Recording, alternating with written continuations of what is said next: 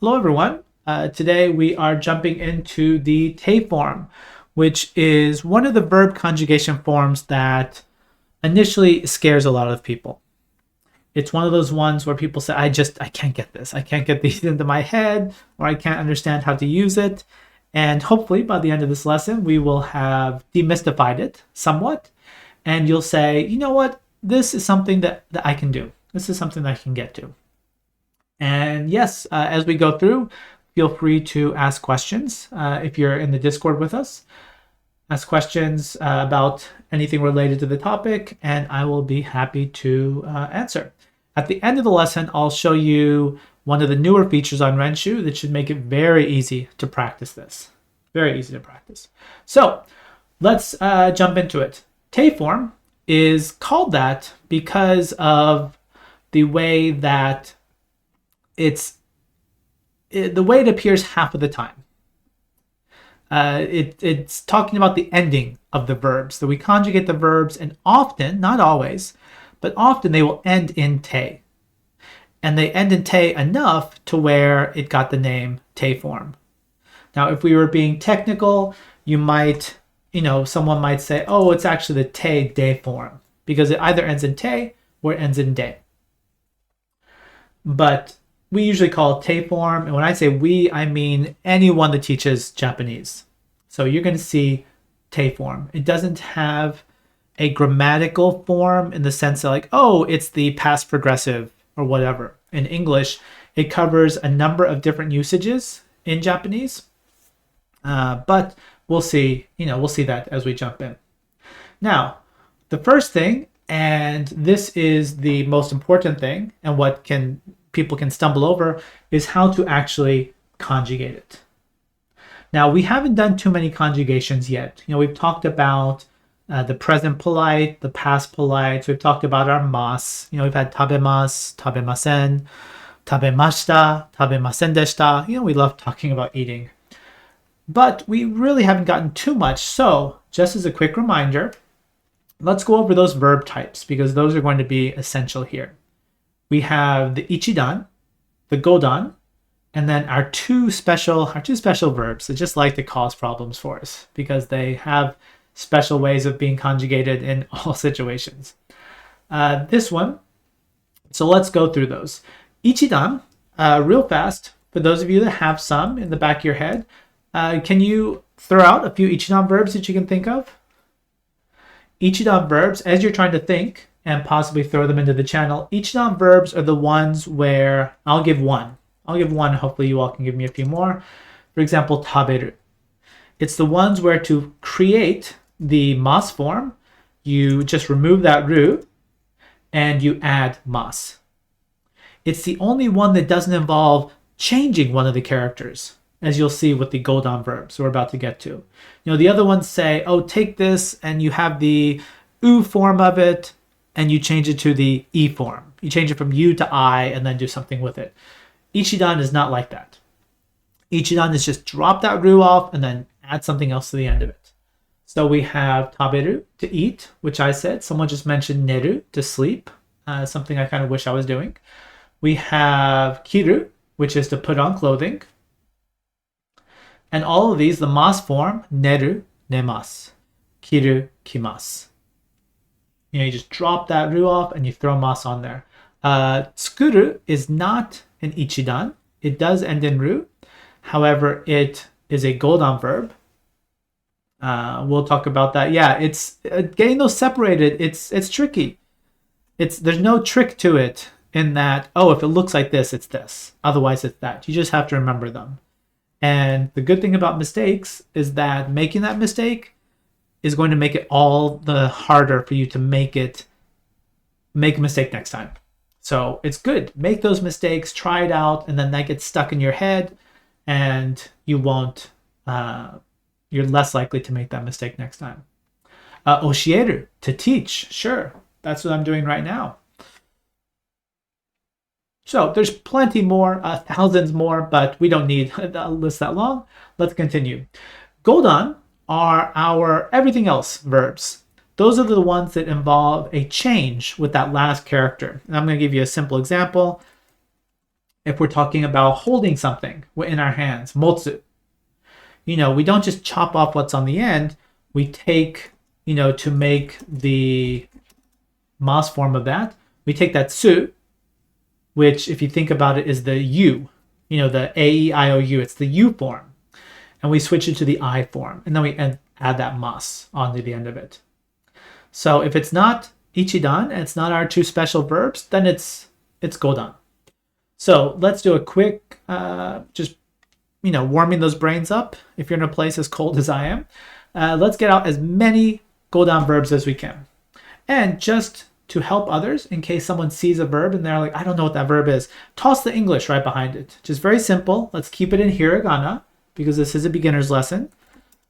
So, or feel free to type in romaji if you don't have Japanese installed on your computer.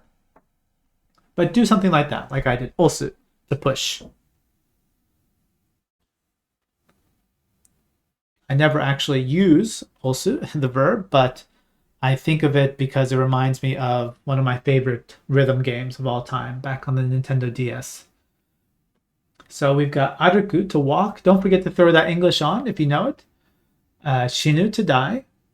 You might think it's odd that person's bringing up shinu, but it's actually really important. Not because death is important, but you'll see why. It deals with a specific conjugation rule in Japanese. Omo, to think. Gambaru, to do one's best. Yeah. Narao, to learn. Kaku. There's two kakus. To write is the one that most people know. There's another kaku, which is to scratch. As in you have a mosquito bite and you're scratching it. That's kaku.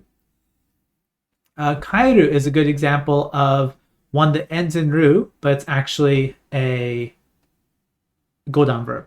So kairu, kairimasu. Obueru is ichidan.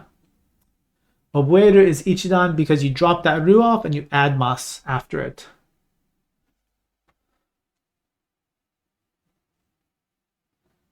Okay, so thank you. There's so many more, but that's not the focus of today's lesson, so let's end it there.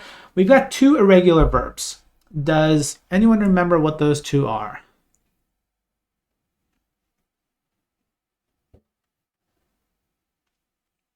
What are our two? Suru and kuru. Perfect. Suru being our generic to do verb, and kuru being to come. Now, I don't want you to tell me the tape form, but for anyone that this is a review lesson and not something new, does anyone know the one other verb that's actually got a special form in tape form? There's one verb that's normal. Most of the time, yes, iku. And we'll get to that a little bit later. Okay, let's talk about spelling. Fortunately, let's go back to ichidan. Remember ichidan, we're dropping that ru, and then we add whatever we need to it. And with te form, it's great. You drop the ru, add te. That's it. So taberu is tabete. And I'm going to take advantage of the one that the person put up earlier. If you were remembering something, oboeru, you just drop that ru and add the te. Oboete. We had a few more up there. If you're putting on clothes, kiru would become kite.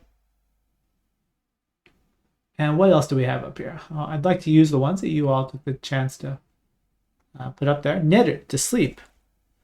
You have the ru, you drop the ru, or you have the ru, you drop it, add the te, so it becomes nete. This is the easiest one of the group. Very simple. Let's continue. We're going to go through these all at once, and then we're going to practice them a whole bunch. So here's a few more. Miru, to look.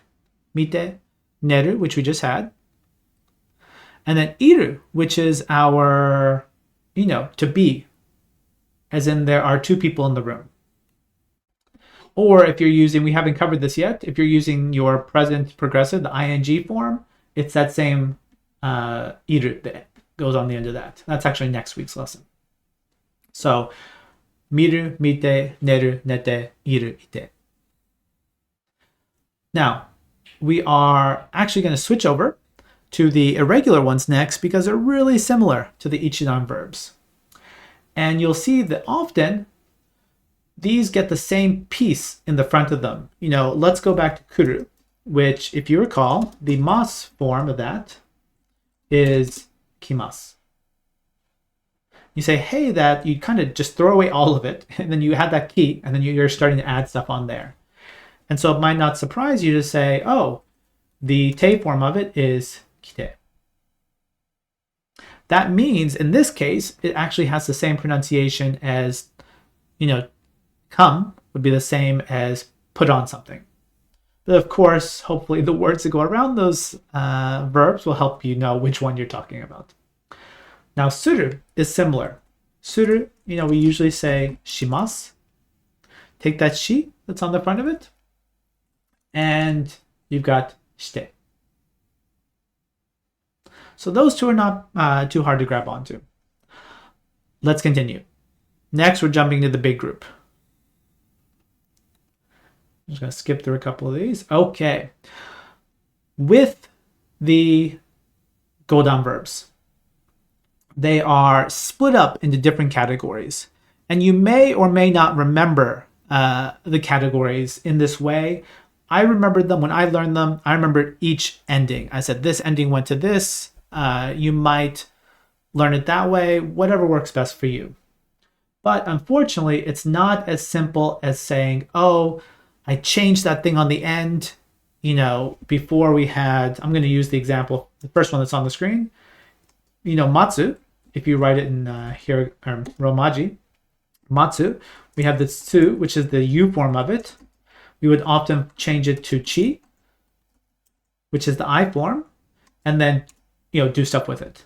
Machimasu or machimashita, machimasen deshita. Things like that.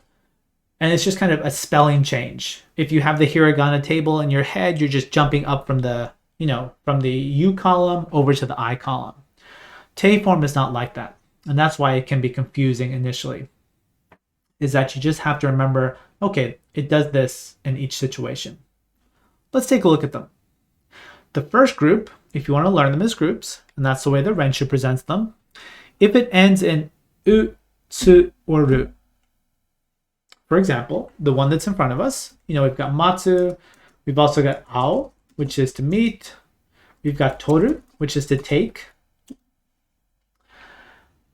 and I'll give you one more. What I made you all do, actually, it's up, yeah, it's there. I just didn't put the English next to it. What I was having you all do before we got started, to wait. There we go. With all of these, you're still dropping that last character, so the tsu, the u, the ru, they disappear. And you add that tiny little tsu, and you add the te. You add the small tsu and the te.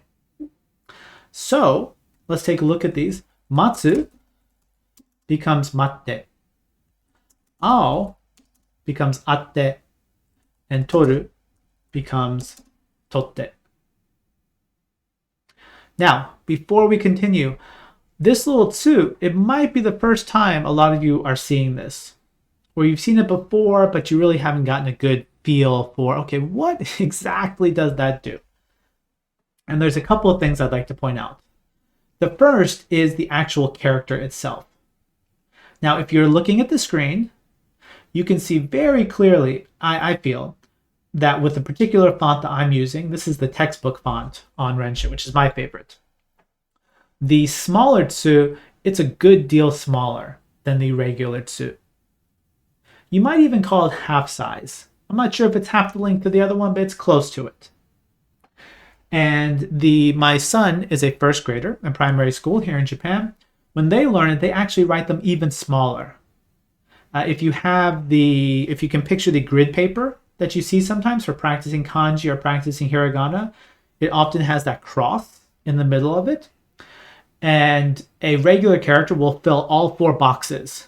The cross divides it into 4 quadrants, and your regular character will cover all 4 boxes. Whereas with his textbook, and it's kind of the standard textbook, it actually fills up just a quarter. So they're really tiny. However, all fonts are different, And you will see fonts, including some of the ones that are on Renshu, depending on what you have selected. You'll see it where that su is bigger. And it's going to be infuriating because you're going to say, well, which one is it? You'll get a feel for it eventually, but the smaller tsu will always be smaller by some amount. And the thing you really want to look for is it starting at a lower spot than all the other characters? If you look at everything else on my screen that I'm screen sharing, and you look at the tops of all the characters, they're all about the same, give or take. You know, where the pen starts or one of the strokes start, they're all about the same height. The tsu is definitely lower, the smaller tsu. And so it's something you'll pick up, but it is tricky. And you'll get a feel for it, not just because you'll start to recognize it and distinguish them, but also because the more you learn, the more you realize. So we have mate here. I don't think this is a word, matsute. You know, I don't think that's a word. And if it is, it's an extremely rare word. So you'll see these, and even if the character sizes, you're not quite sure what it is, your brain will say, hey, one of those is a word and one of them isn't. And so that will help you out as well. But it's not as much of a, my brain is dumb, I don't get this. It's not that. It's acclimation to the sizes. And that just takes time. In the same way that I'm not sure how many of you have been to Japan and been to a convenience store in Japan and seen how many different types of green tea they have. I think it's 1,000. There's so many. And to me, someone who doesn't drink green tea, they all taste the same, more or less. More or less all taste the same. And only people that drink them regularly will say, oh, this one is richer. This one has more of an earthy flavor, or whatever happens to be. This is exactly the same. You'll get used to it as you're exposed to it. Okay, I've talked enough about that. Oh, one more thing. The small tsu as to, oh, I hear someone who's got their mic on. There's some background noise coming in. You might want to turn it off. As to what the tsu actually does, just in case you haven't heard this before, that tsu acts as, I believe, I actually don't want to say because I'm not 100% sure of what the actual technical linguistic term is, but what it's doing is it's taking the sound after it and it's doubling up on that consonant.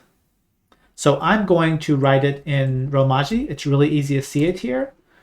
When you write mate like that, you've got the two T's. And as to how to say it, the way I think of it, this has been easiest for me, I've been speaking Japanese for quite some time, is that you get onto that consonant and you hold it for an extra beat. It's like you hit that consonant and you're like, wait a second, and then you continue. So let me give you, and please listen and try saying this yourself. Try saying it quietly to yourself. Here's the two, here's the first one. One with and one without. Listen to kind of the rhythm of what I'm saying, as well as the length. The first one is mate. Mate. Those two sounds, they hold an equal amount of length. Mate. And it sounds like if I'm walking at a normal pace. You know, I hit the ground where there's ma, and then I hit the te right after it. With the second one, please listen. Matte. Matte. Now I'm saying it a bit more slowly for emphasis, but can you hear how I hit that T? I start to hit the T sound and I hold it and then continue with the te. Matte. So what your mouth is doing is your mouth is grabbing onto that te. And you're just hitting the first part of it, and then you're continuing with the rest. So different people, thanks for the user that mentioned the technical term, gemination. Different people kind of visualize it different ways, but that's what we're doing. So we've got mate, atte, and totte. Let's continue. if they end in mu, bu, or nu, you're going to drop them and you're going to add nde, which is fun to say by itself because you really don't. And yes, it does take a full mora in terms of like the speed of how you're saying it. Matte, mat. And let me give you a quick example. Now the second word, this one doesn't exist, I believe, but listen to the speed of these two. Matte, matsute, matte, matsute. They're, within 10%, they're the same length. And so you are sitting on that middle character. You're sitting on it as long as you would say anything else. Matte. That's a good question. I wish I was a musician because I'm sure there's a musical term to describe this. But with that sound, with the tsu coming on the end of it, basically, let's say you've got any sound like music. And you've got a song, and the song at the end of the song, it just kind of fades out over the last second compared to a song that just cuts. So to give you an example, hello. Could you hear my voice kind of going down? You can picture it as like a line going down, a wave kind of tapering off. Hello. And then listen to this one. Hello.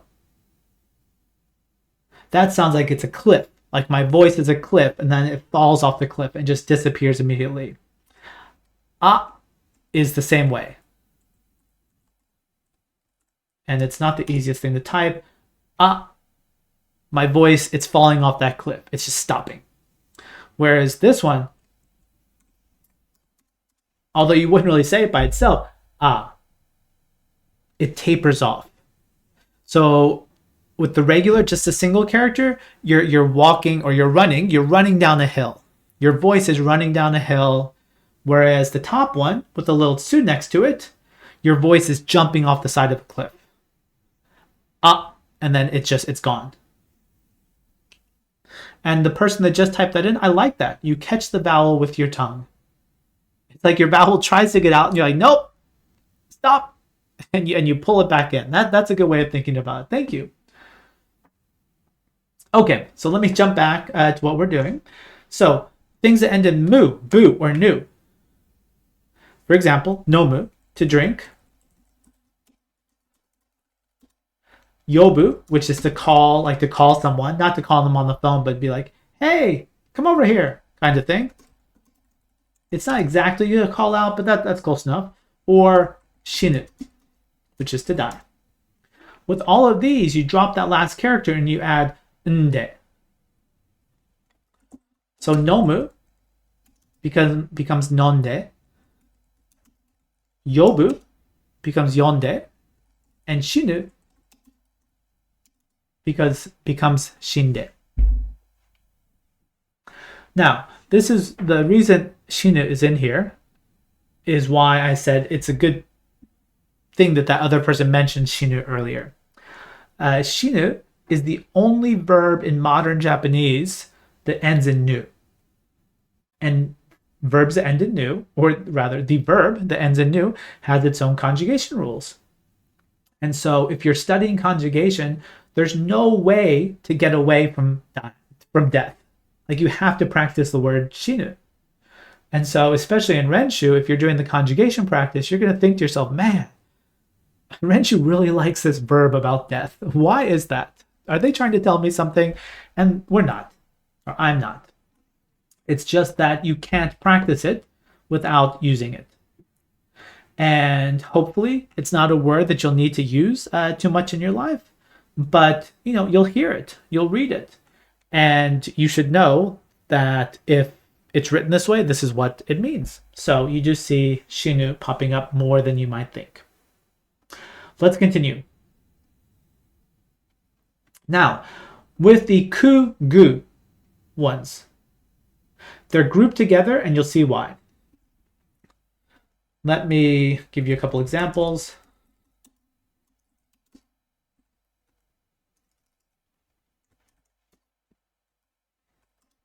Kaku, for example, to write, that we were using before. You drop the ku and you add ite.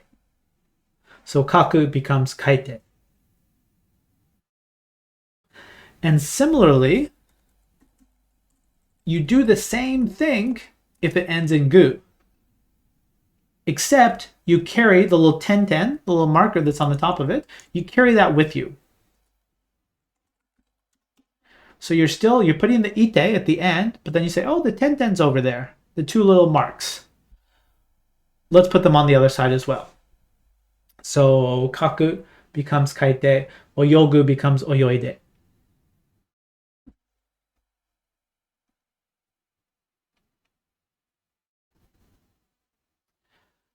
Now, as the page says, there is one special rule. Iku, which it's special, but fortunately, iku is so common that you pick it up really quickly. It's not one of those ones where it's a rare rule and it's a rare word. Iku, if we were following the rules, if we were going with the same rules, you would take off the ku and you'd add ite, right? And try saying that. Just try saying it. Ite. Ite. Ite. Is my E long enough? Is it too short? Is it too long? Ite. It's a pain. And so instead of that, it gets changed to ite. So for saying go, using this te form, we're going to say ite. We're almost done. We're so close to the end. Okay. This is the last category. If it ends in su, you're going to drop that su and add shite. And I kind of see this su, this one, at least in my head, it reminds me of suru. Remember, suru becomes shite. So if you have a verb that ends in su, I kind of see suru in there, at least in my head. And so I say drop the su, add the shite. So hanashite. So if you're talking about speaking or letting go of something, you would say hanashite. Or if you are erasing something, kesu would become keshite, osu would become oshite. That's a lot. We just covered a whole bunch of rules, and for those of you that it's your first time getting into this, I want you to say this to yourself. I'm not going to remember all of these. I want you to say it to yourself so you know that you not remembering these in 15 minutes or even now, maybe you forgot the ones we did 10 minutes ago. You not remembering these is not a failure on your part. Not at all. It is hard to remember all these, and it just takes time. It's not a comprehension issue where you understand it or you don't. I think you all understood the rules, whereas I said them and you say, okay, I remove this, I add this. Comprehending them is easy enough, but remembering them is a different beast. And so it will take time. And don't feel that you are not performing well or you're behind the curve or whatever, any of that nonsense, because you don't remember them. You'll get them, I promise. And we're not going to look at it today, but if it interests you, there is I don't know what the official name of it is, but there is a taesong, which if you like to remember things in the form of music, there is a song that helps you remember all the different rules. And so if anyone else wants to post a YouTube link, go for it, and feel free to check it out when you'd like. But for now, before we talk about actually using these verbs, like why do we use them? How do we use them? Let's practice this conjugation form a bit. And most of you are familiar with this. I'm going to throw out a verb. Give me the te form of it. And you can either use the hiragana, or if you don't have Japanese on your computer, type it out in Romaji. That's totally okay. Oh, and thank you for posting that. And this isn't a race. So if someone else types it out before you and you're still typing it, or even if you haven't typed it yet, you should still type it. I love seeing the same answer over and over and over again. Because for me, that's, so many people are trying to use this. And each time you use it, it might be small, but it's getting it stuck in your head ever so slightly more. Even if you're copying the answer that's just above you, it's still helping more than just reading it. So with that in mind, let's practice a little bit, okay? So I'm going to give you the verb. You give me the te form. Motsu. Motsu. And I'm not going to say anything about, oh, that's right or not right. I'll let people kind of type it out a few times. So it's looking good. Motte. And if you finish typing it out, say it to yourself, especially with these small tsus, to get that into your head. Motte. Motte. I do see one of the bigger tsus in there. And just in case you didn't know how to do this, to get the small tsu, you just need to type it like this. Whatever that consonant is that comes after it, you just type it twice. Motte. Okay, let's keep going. How about flying? Tobu, to fly or to jump. Tobu, tobu, tobu.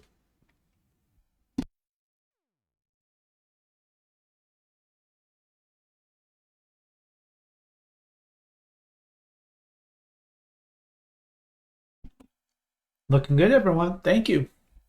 All right, we're going to keep going. How about I'm rereading a series that I particularly like. So, yomu.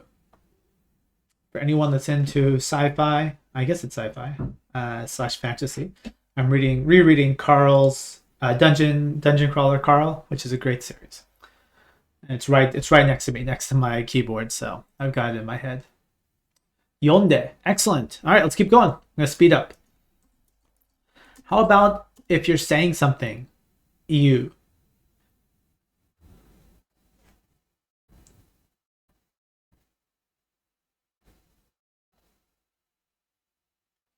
And yeah, a couple people typed out yonde after I switched to the next word. That's also totally cool. Like, you don't need to erase it. If you start typing something, you should finish typing it. That's great. Okay, special verb alert. Suru.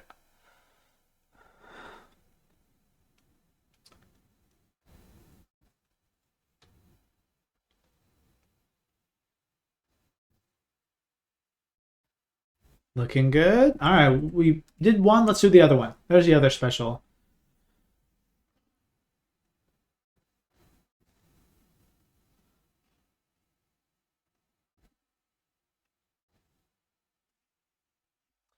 Okay, I'm going to bump it up, make it a bit harder. So think about it before you type out. Kiru, to cut. If you cut something, like cut it with scissors. I see two answers. Which one is it? Is it the Godan or is it the Ichidan? I'll give you a hint. The mas form is kirimas. Kirimas. Because it's Godan. So if it's Godan, we're not just dropping the ru and adding te, we're dropping the ru and adding the small tsu and the te. So it would be kitte. Just a real life example, if you're asking someone to cut, like please cut this, you'd say kitte kudasai. So if that's how you do that one, how about this one? If you're talking about wearing something, wearing clothes, putting on a shirt. This is the other one. This is the Ichidan, so yes, it's just kite.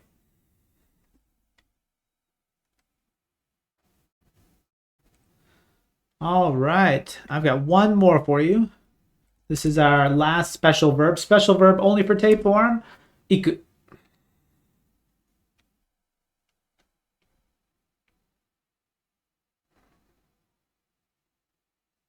Good, good.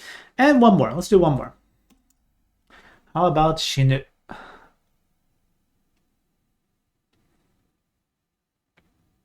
This way, if any of you are still living with your parents and your parents say, hey, what did you learn today? And you can say, well, the teacher told us to type out die over and over and over again. Okay, great. So it looks like, you're doing all right. And for those of you that aren't participating and you're saying, oh, I can't do this, don't worry. It will come to you slowly over time. Now, I'll do this at the end. I'll show you how you can practice this in Renshu, but not yet. Let me do it at the end so I don't have to leave this lesson. Okay, let's talk about what this is actually for. What it's actually for. Now, there's only one meaning we talk about here. There's several different ways you can use the te form. We're going to talk about two. One that's in the lesson, and I think we'll have enough time that we can talk about a little bit more. You might have a hint. If you look at the screen, I'll give you a hint. But do you remember when we talked about linking adjectives? When we talked about linking adjectives. For example, if I said, how do you say something is red and spicy? So if something is red, akai, and spicy, karai, how do you put those two adjectives together?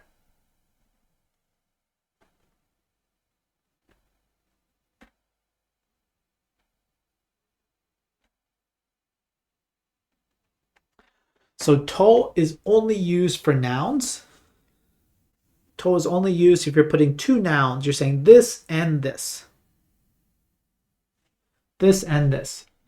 With the adjectives, and feel free to check out the Renshu has a specific lesson just on linking adjectives. So if you need a refresher, you can go back and check this out. You actually take the first one, akai, and you change it into the te form, akakte, and then the second one's karai. So the full form of it would look something like this. Akakte karai kare. The red, comma, I guess, the red spicy curry.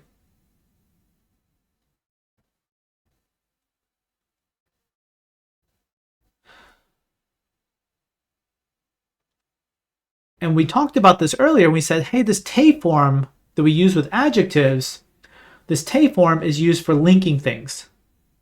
Taking two of the same thing and just kind of jamming them against one another. And it's the same with adjectives as well as verbs. And you can finally see, now that we've gotten to this lesson, you can see the link here.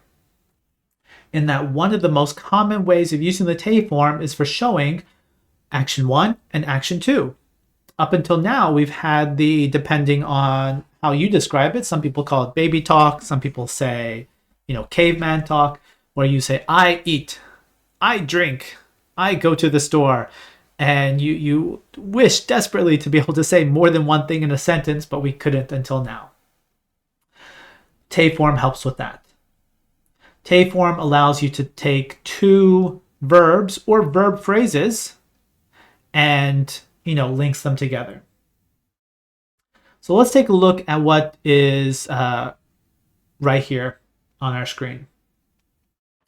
You might think of it as kind of and then, but te form in and of itself does not have an implicit meaning in English, whereas te form is usually going to say this. It just doesn't have it. So you need to understand it less so as a translation and more so as doing some kind of job. And this job here is saying it lets me put two verbs next to each other. It's the glue between two verbs. In the same way the te form was the glue linking two adjectives. So here, if we take a look at this, a couple of people mentioned to. To can only be used for nouns. So here, hon o yonde nemasu. Hon o, if we were breaking it down and making it much simpler, we were saying, okay, one verb per sentence. We'd say this. If I can type it out, there we go. We'd say hon o yomimasu. And then we'd say, our next sentence would be this. nemasu. But we'd say, I'd like my sentences to be more than one word. How do I put those together? 本を読んで寝ます. Now, I've used this term before, and I said it a minute ago, and I'm going to keep saying it. Te form is glue. And where do you put glue?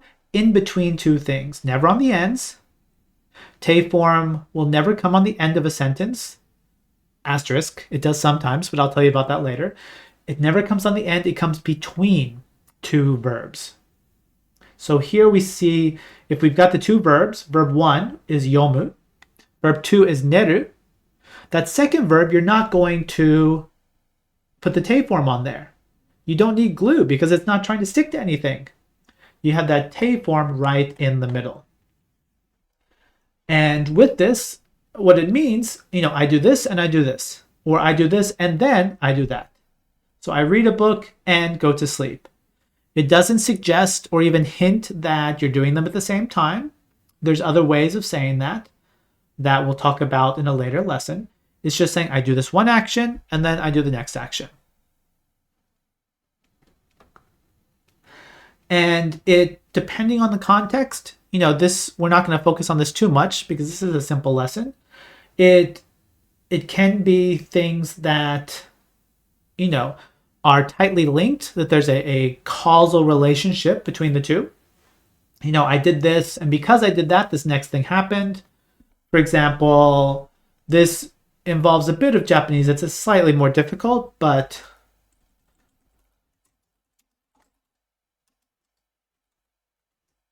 one second. カレーを食べてお腹が痛いです. I ate curry and now my stomach hurts. It can be used. Now, you're still showing two actions or two states, and that te is linking the two of them. But in this case, there's kind of an invisible, and so this next thing happened. Now, that's not always the case. Sometimes you're just looking at them, and it's just one action, and then the next action comes after it. Additionally, te form does not have a tense attached to it. Te form is not present tense or past tense or future tense. It's none of those. When you're linking the verbs, te form is just the glue. Nothing more, nothing less. The tense is always at the end. So here, if we say, 本を読んで寝ます. Yomu doesn't have a tense because it's de form or te form. It has a tense because it's grabbing it from the other one. The sentence as a whole has, that mas form. So it's like, oh, I'm talking about right now. Or maybe something in the near future. Let's take a look at a few examples. Actually, an example. 昨日、Osakaに行って晩ご飯を食べました. So I've got two actions going on here. Yesterday, I went to Osaka. So itte, that's special verb. Iku. I went to Osaka and I had dinner. Now note, in this sentence, it's slightly different because that te form, it's not right next to the other verb. We have two verbs in the sentence, itte and tabemashita. And so you'll often hear the term verb clause or verb phrase, where the first verb phrase is Osaka ni itte. It's the verb and everything else that goes along with the verb. All those particles saying where you're going or with whom you're doing it, or the direct object. And then you put the te form and then you list the next phrase. It could be simple. We could take it and we could say this. Let me type it out for you.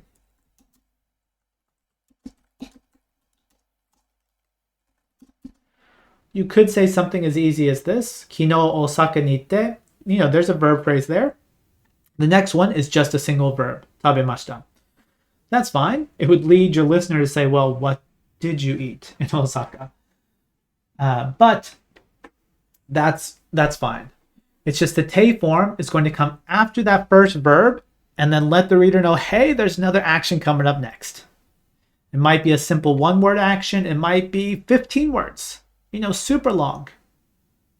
That te form is linking those two things together.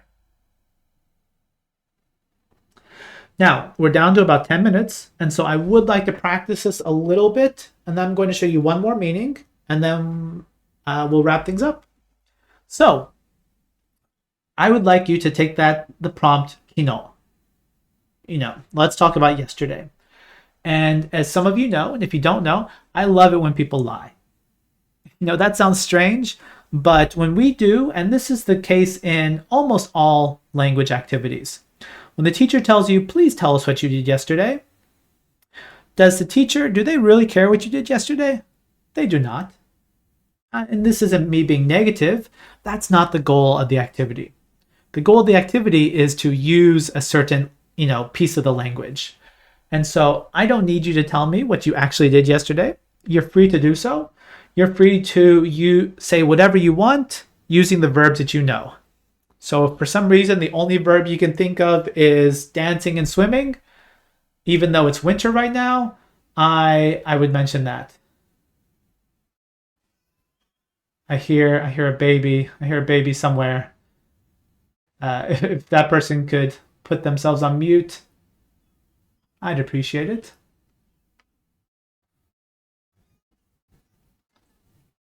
Let's see. There it is. I'm going to mute that person. It happens. I totally get it. Some people just don't notice it.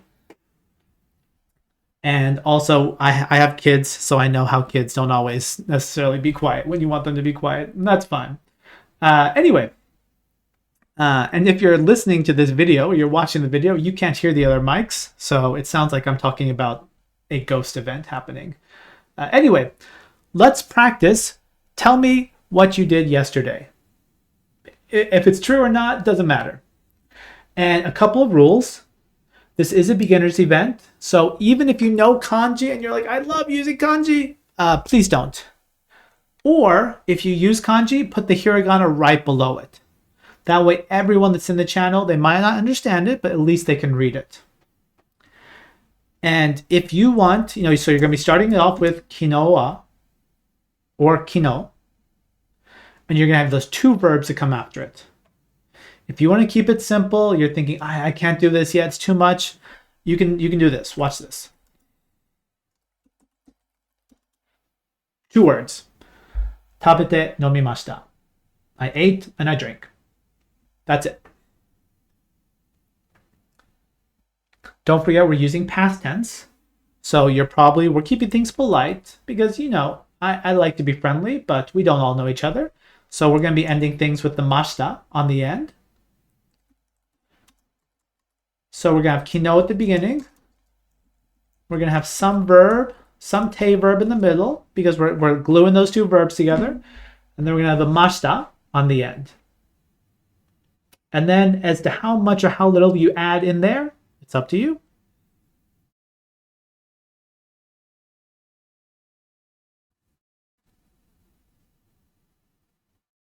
And again, the actions, they can be linked together. You can say, oh, well, of course, if you did this next thing would happen. Or they can be completely unrelated. It can just be a list of the things you did.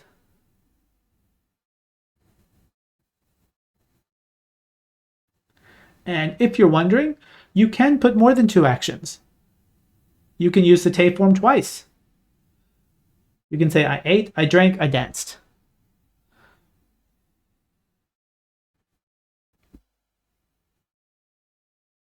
But take your time. There's no rush. We've got a few minutes. If you want to type something out, we'd love to have you try.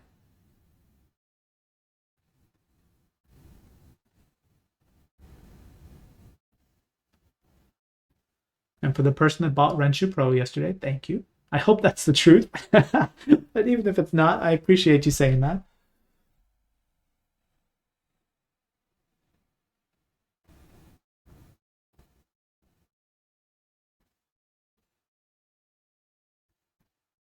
If anyone purchased Renshu Pro last month, during our donation period, we're about to go to the place to actually make the donation. We raised so much money that it's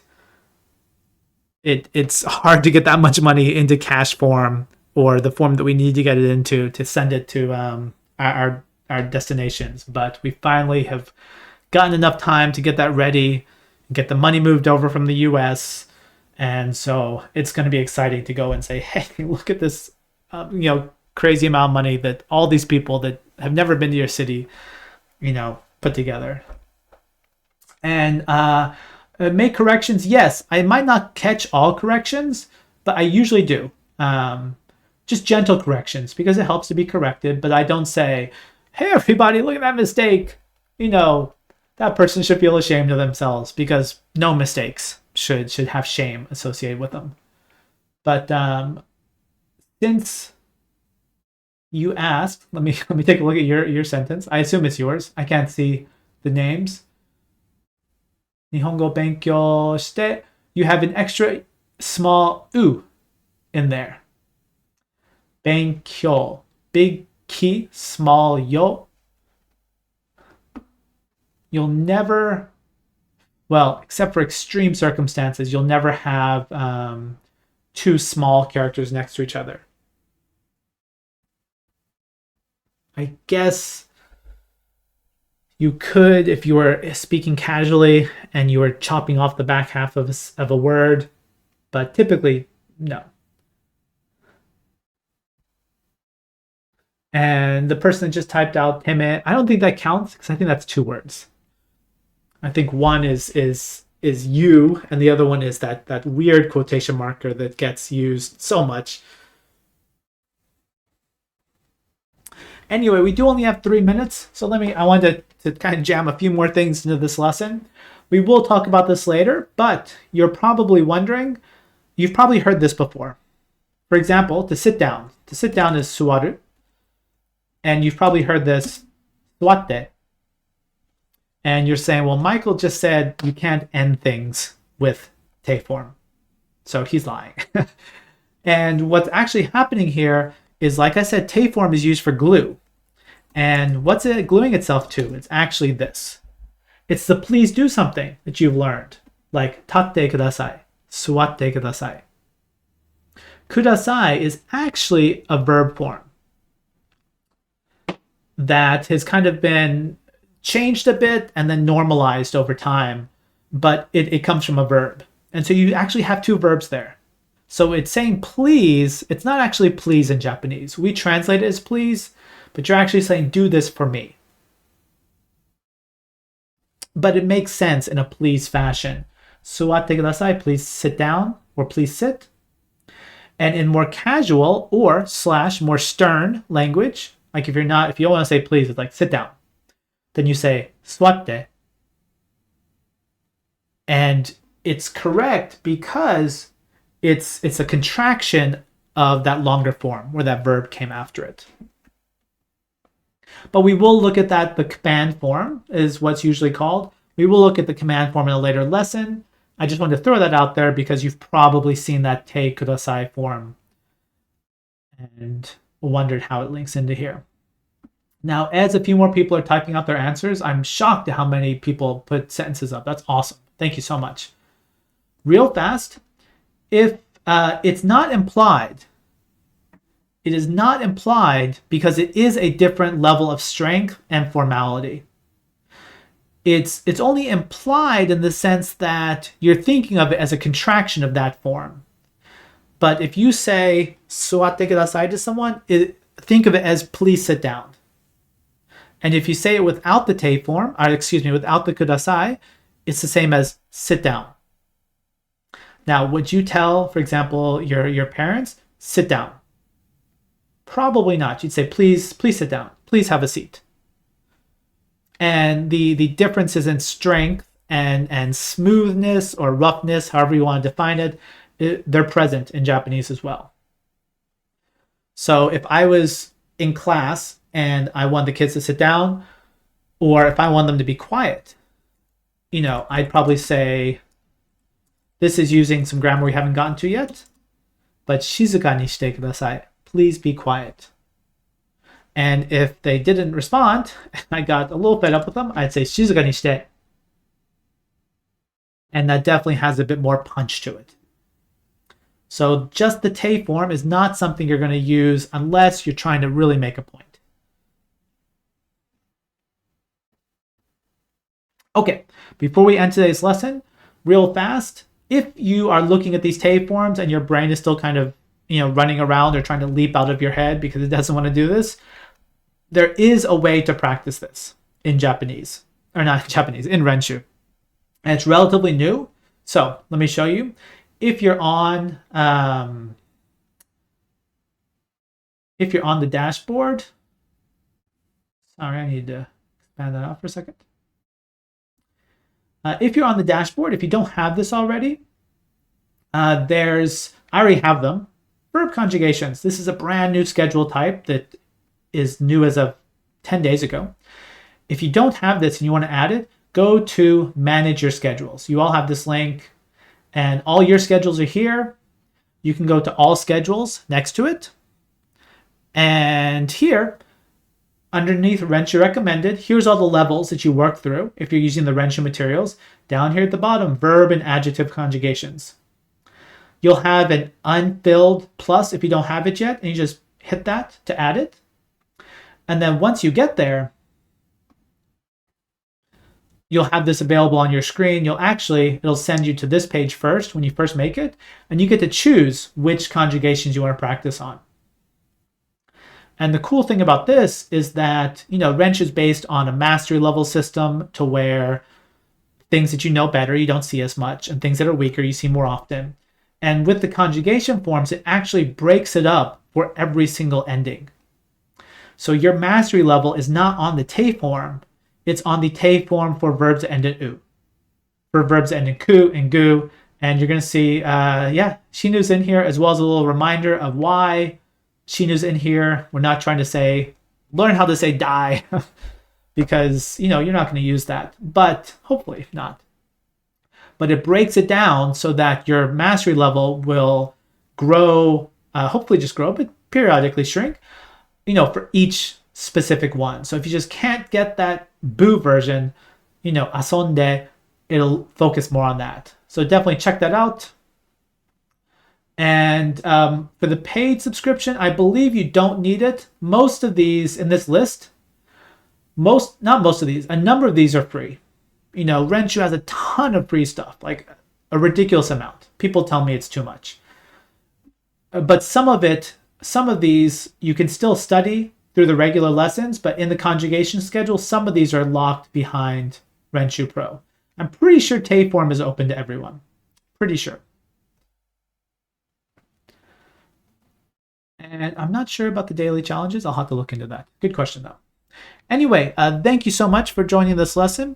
And we will have this video up available inside of Discord in the Renshu. If you haven't seen this already, if you go into the Renshu Japanese lessons, all the videos we've done up until now, it's here on these little marks. And today, we'll throw it up here.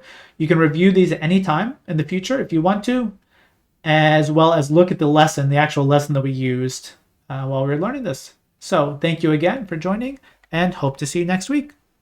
Bye.